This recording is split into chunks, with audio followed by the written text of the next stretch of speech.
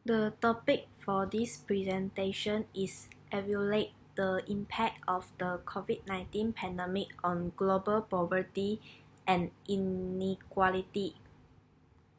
Our group members included Ng Chun Tian, Yap Yingzi, and me, Ng Hui Jie. COVID-19 is taking its toll on the world. It causing deaths, illness, and economic despair. But how is the deadly virus impacting global poverty? Nowcasting global poverty is not an easy task. It requires assumptions about how to forecast growth and how such growth will impact the poor, along with other complications such as how to calculate poverty for the countries with outdated data or without data together.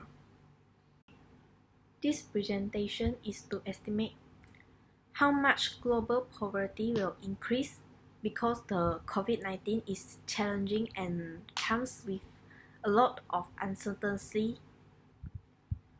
The figure below shows that the household survey data and growth projection for 167 countries.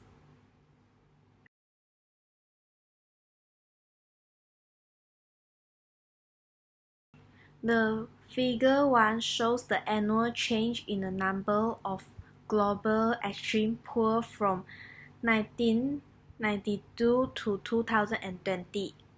Each bar represents the net number of people who have either moved out of extreme poverty if they was poor in the last year or moved into extreme poverty if they was not poor in the previous year. Before COVID-19, the only other crisis included increase in the global number of poor in the past 3 decades was the Asian financial crisis, which increases extreme poverty by 18 million in 1997 and by another 47 million in 1998. In the 2 decades since 1999, the number of people living in extreme poverty worldwide has fallen by more than 1 billion people. Part of this success in reducing poverty is said to be reserved due to the COVID-19 pandemic. For the first time in 20 years, poverty is likely to significantly increase. The COVID-19 pandemic is estimated to increase extreme poverty by between 88 million and 93 million in 2020. Considering those who would have otherwise escaped extreme poverty but were not due to the pandemic, for example, 31 million in 2020. The total COVID-19 included new poor in 2020 is estimated to the between 119 and 124 million. That's all for my part. Thank you. My name is Ng Chun Tian. My part is going to present COVID-19 induced new poor in 2020 using virus growth vintage. I will explain the figure 2. The figure 2 shows both the change in the estimate number of COVID-19 induced new poor in 2020 and the contribution of viral region. The worsening impact of the pandemic has drastically changed our projection over the course of this year, especially when comparing with growth rate launched in April 2020. This has been driven primarily by a worsening forecast for South Asia, which has also changed the regional profile of the COVID-19 induced new poor. It is important to note that the poverty estimate in South Asia in recent years, even before the pandemic, is subject to considerable uncertainty due to the assign of new household survive data for India side 2011 and 2012. Using the growth forecast from April 2020 under the $1.9 a day poverty line, we estimate that 62 million will fall into extreme poverty globally in 2020, with South Asia and Sub-Saharan Africa each contributing roughly to 50. We revised the global estimate to between 88 and 115 million using the June 2020 growth forecast, with about half of the new poor residing in South Asia. Using the January 2021 forecast, we now estimate between 119 and 124 additional poor globally, with around 60% living in South Asia. The increase in the number of poor is also visible at the $3.2 poverty line. At the $3.2 line, the global new poor using the GDP baseline scenario has increased from 175 million to 228 million. This is from June 2020 to January 2021, again driven by South Asia.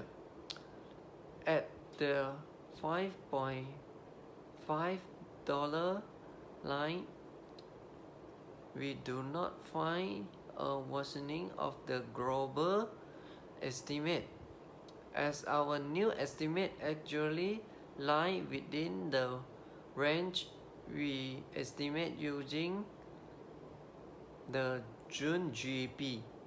This is largely explained by a better than expected outlook for each Asia and Pacific, counteracting the upward revision in South Asia. There is little doubt that 2020 has been an exceptionally difficult year in recent history. While there has been progress in the development of vaccine, it doesn't appear that the increase in poverty of this past year will be preserved in 2021.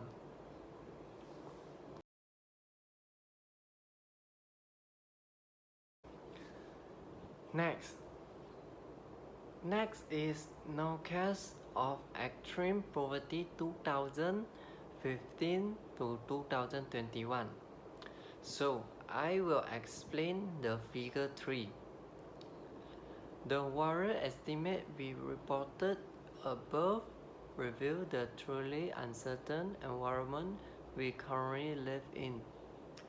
Additional variation in the estimate new poor can arrive if we relax an assumption implicit in all estimates above, that everyone within a country is losing income or consumption at the same rate from COVID-19, implying no change in inequality. In figure 4, we present estimate of the new poor with different growth rate and with different absorption above how COVID-19 impact inequality.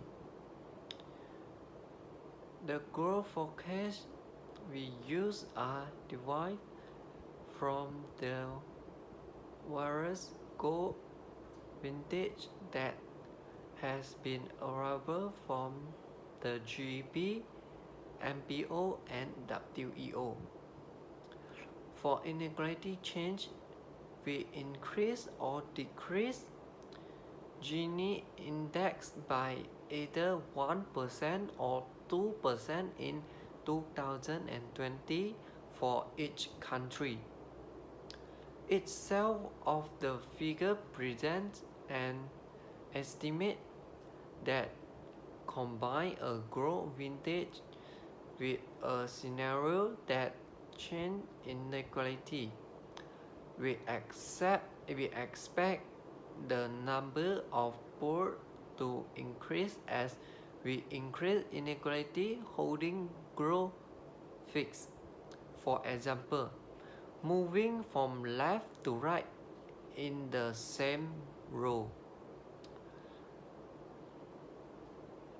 Likewise, as the growth outlook has worsened, moving up from the bottom of the chart progressively increase the number of new poor in most cases.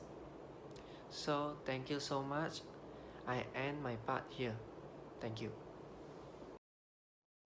Now I will talk about the estimate of the COVID-19 induces new poor in 2020, different scenario for growth and inequality. This is the graph of COVID-19 induces new poor in 2020.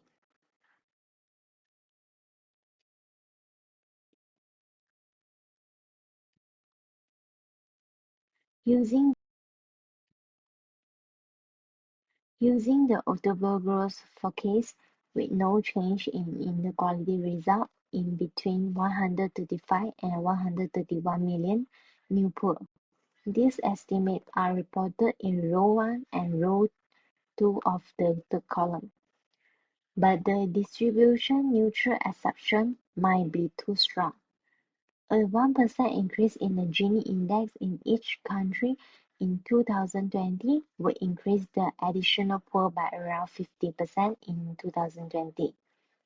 144 million using MPO and 152 million for WEO.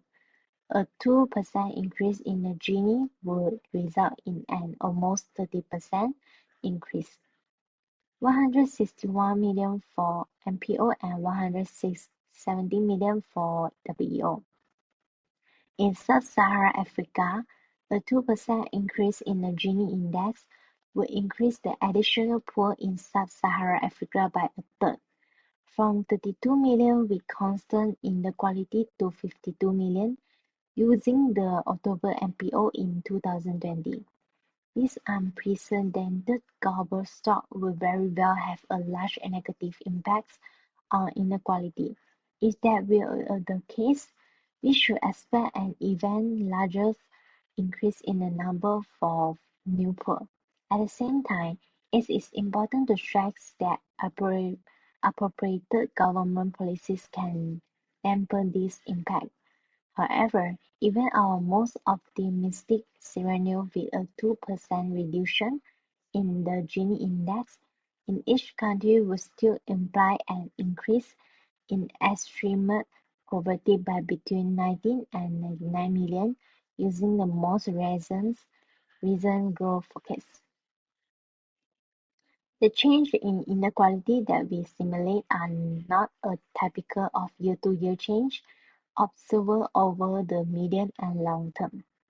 The worst historic increase in the Gini index will be larger for most regions, ranging from just under 2% per year in Latin America and the Caribbean to around 4% in South Asia. At the same time, it is obviously a strong assumption that all countries inequality change at the same rates, and it is not clear what this historic change can tell us about such an unprecedented shock that is COVID-19.